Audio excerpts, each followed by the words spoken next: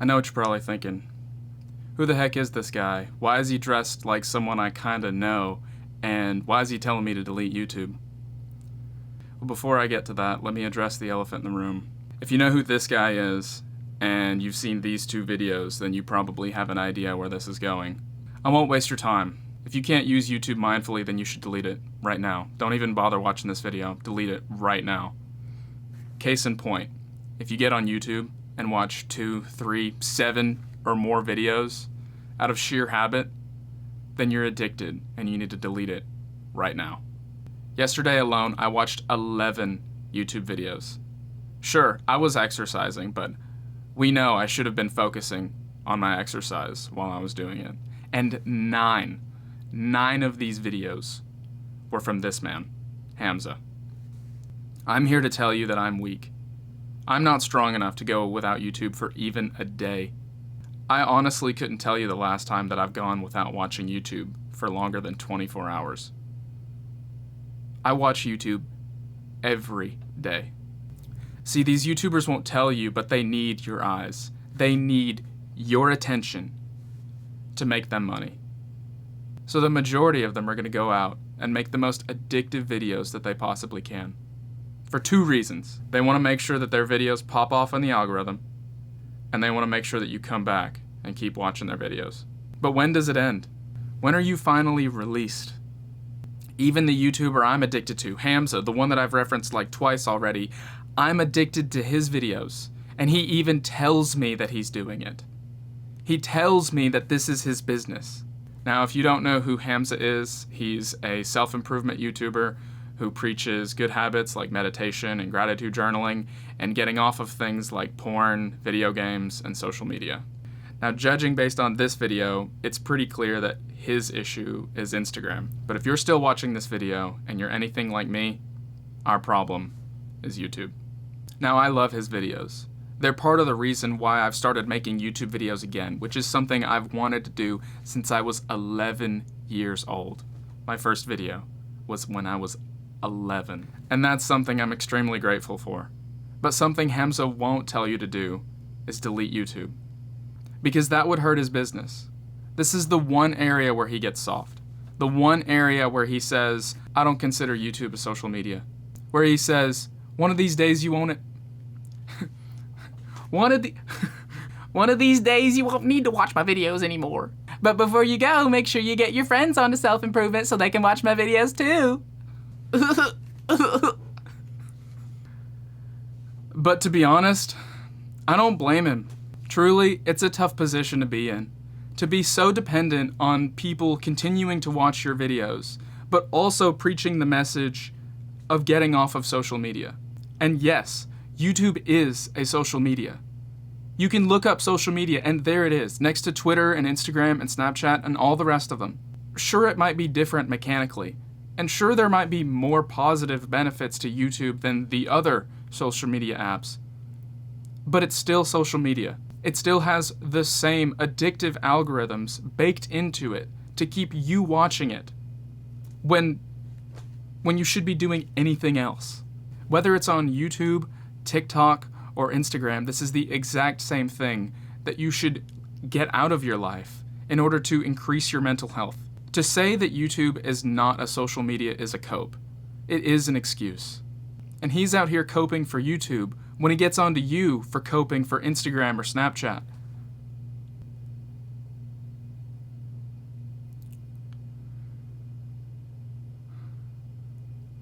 It's a bit hypocritical. But he's right. YouTube can be used for good. I wouldn't know how to edit YouTube videos if it wasn't for YouTube. There's so many things. I wouldn't know how to play guitar.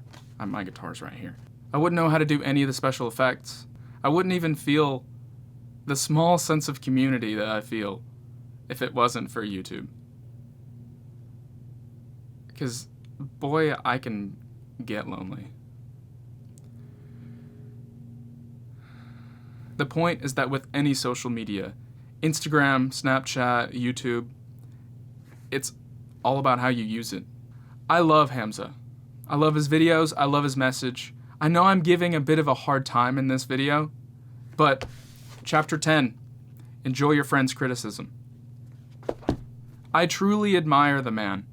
I want to do what he does. And I'm saying that verbally now just in case you're not clearly getting the picture, judging based on how I've done everything to make this video look a lot like his. In fact, one of these days I would absolutely love to meet him. But one thing I'm not so sure of is how he addresses nearly everything in a vacuum. Frick.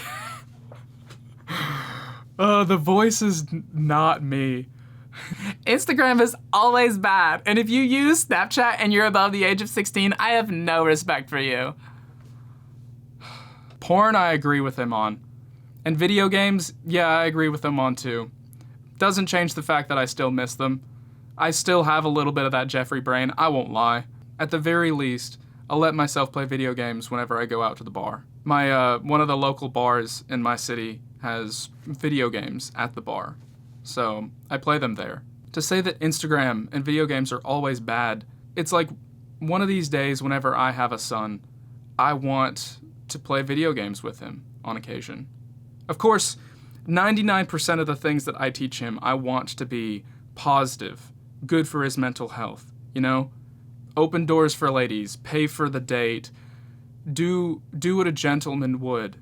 But every now and again on a Sunday morning, popping out my Nintendo Switch and playing Smash with my son, that's something I want. So to say that video games are always bad is just... It's a... Tone deaf? Is that the word? I'm not sure. But I get why he does it. If you are a hardcore 100% Jeffrey, then ridding yourself of all of these bad habits is exactly what you need. Getting rid of porn, video games, social media, all of it is what you need in order to progress. But what if you're not a total Jeffrey? Well then, all I'm saying is that maybe it should be a discussion. Not, Hamza makes all the rules.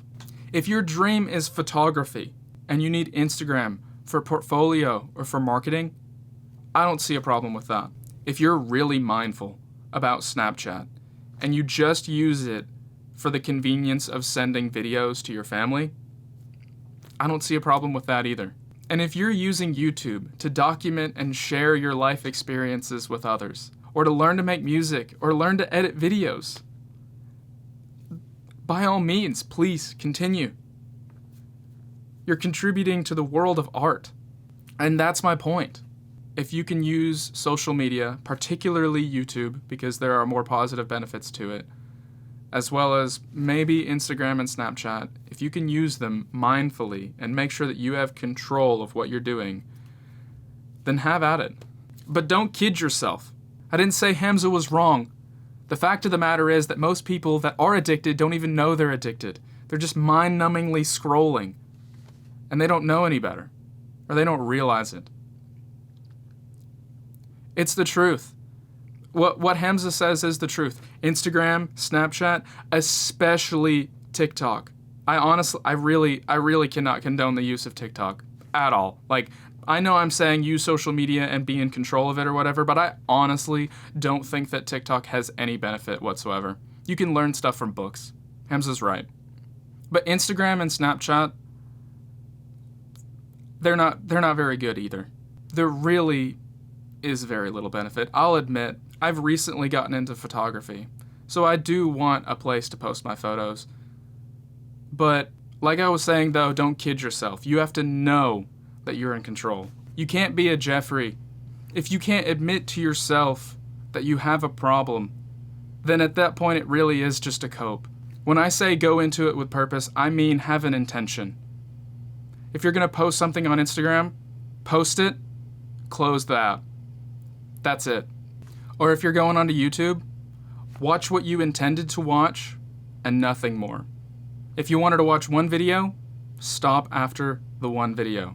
Or if you had some question that you needed answered, and not one video would do it, but 2 videos answered the question, stop after the 2 videos. Remain in control, because as soon as you let go of your grasp of that control, suddenly YouTube or Instagram or any social media is going to take that control, and they're going to force feed you your ads for the day. They're going to make you consume as much content as they can possibly shove down your throat. It's just what they want. And we know that now. Or maybe I'm wrong. Maybe there is no discussion to be had, and Hamza is 100% right. If you're this far into the video, you're probably a lot like me. You're really into self-improvement. You really admire Hamza. You want to start your own self-improvement YouTube channel even, like I do. But you don't know what to make sense of all of this. I don't know what to make sense of all this. I'm torn. I'm torn because I want to do something like what Hamza does. I want to have a purpose, to do something great, to do something bigger than myself. I remember whenever I was about 15 years old, and I was absolutely enthralled with Steve Jobs. Absolutely loved the guy. Sure, I know he wasn't a perfect man, but I was absolutely enthralled with how he created so much, an entire empire out of nothing. That's admirable in anyone. I wanted to change the world like he did, but I didn't know how to, so I gave up and played video games instead. But now everyone looks at Apple like they're the freaking devil because they don't include a charging brick with their phones when you buy it, or because they have these stupid rules that you have to play by because you've bought into their ecosystem. It's the same thing here. I'm torn because I want to create an online business, potentially be a digital nomad like Hamza, and help other people. But if I create these videos, aren't I just feeding the exact same beast that I'm trying to kill? Does that make sense? My creating videos necessitates the problem that I'm trying to solve. The more videos that I or anyone else uploads, the more competition there will be for eyes and attention. Your eyes, your attention. And the more that we compete for your attention, the more addictive that our videos will get, the more addictive that the algorithms will get. And everyone is just going to continue to have worse and worse and worse mental health. It's going to make the problem worse, not better. And we'll never get out of this hole that we're in. Real life is not on the internet. So why should I encourage more people to be on it? You could say, well, people are going to... I can't... Oh, gosh. Hamza does that so good. This switching back and forth is, like, challenging. You could say, well, people are going to be on it anyway. But that doesn't make it right. That doesn't fix the problem. Sure, you're right. In order to reach as many people as possible in the shortest amount of time possible, then unfortunately I have to get onto social media in order to get people off of social media. Essentially, they have us by the balls. They really do.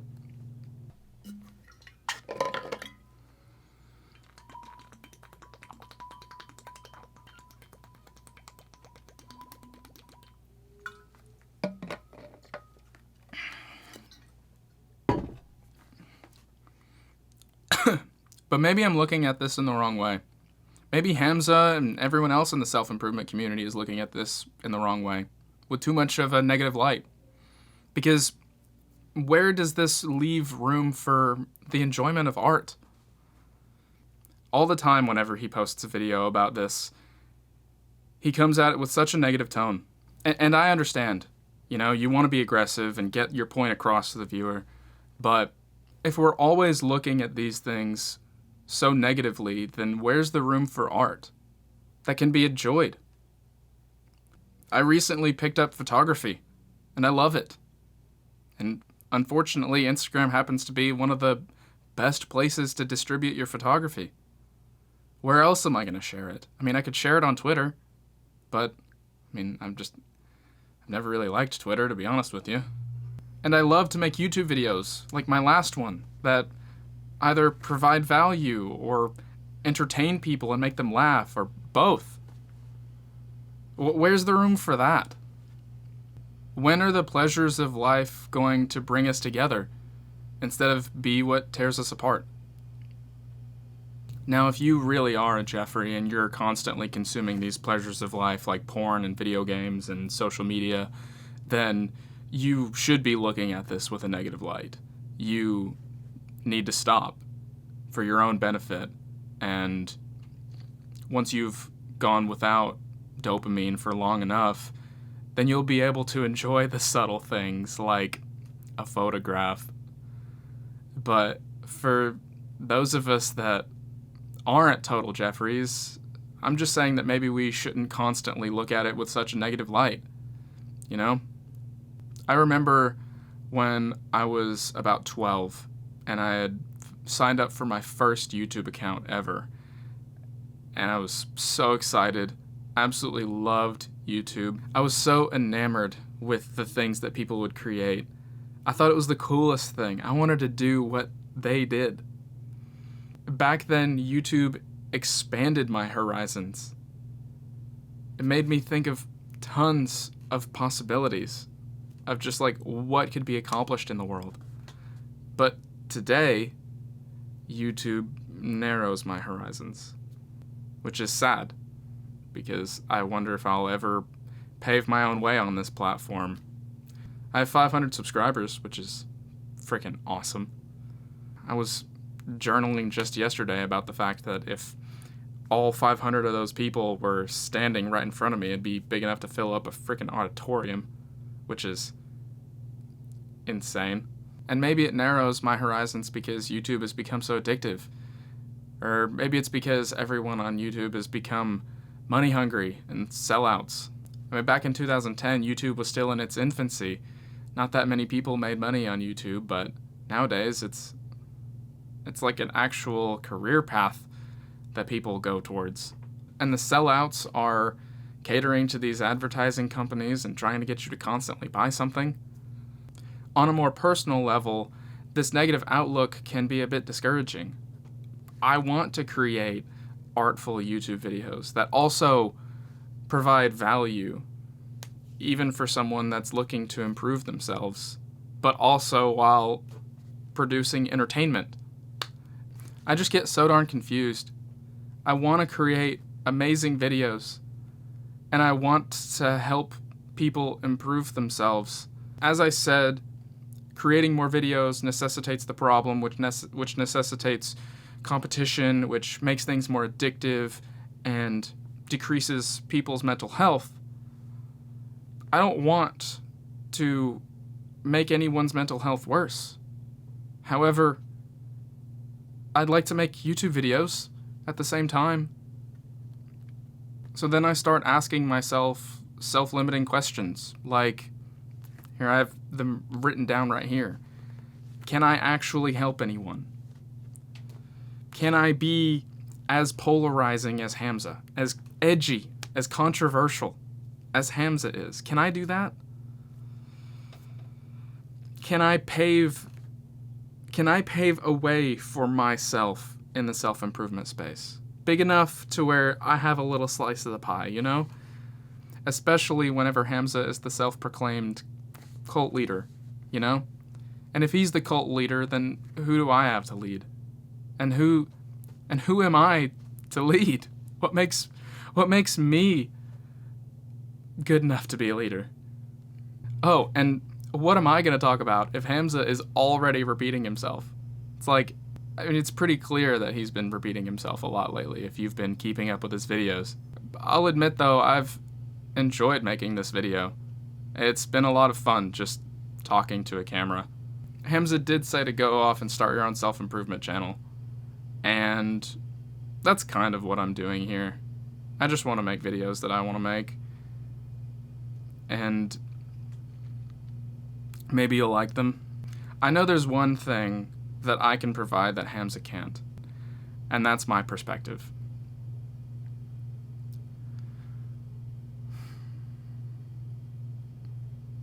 And if you've been watching too many motivational YouTube videos because it makes you feel productive, I'll go ahead and tell you right now, you're not being productive. I won't lie to you. You need to stop. Get off your butt and go actually do something productive. And that also means that if you're addicted to YouTube, you need to get off of it as well. At the same time, though, I'm taking this off. It's really hot, and I'm not Hamza. As funny as it is. At the same time, though, if you've watched this video of Hamza's that he just posted today, he talks about how he makes these videos because he wants friends. And I'll be honest, I almost started to tear up whenever he said that because I want friends too. I can understand if you go to YouTube because you feel lonely. I feel lonely sometimes, probably more often than I care to admit. So in a way, I almost feel like I want to be a part of YouTube just for the community aspect alone, you know? I'd like to be friends with Hamza. So anyway, you make your own decisions. That's just my piece. Have a good day. Thanks for watching my video.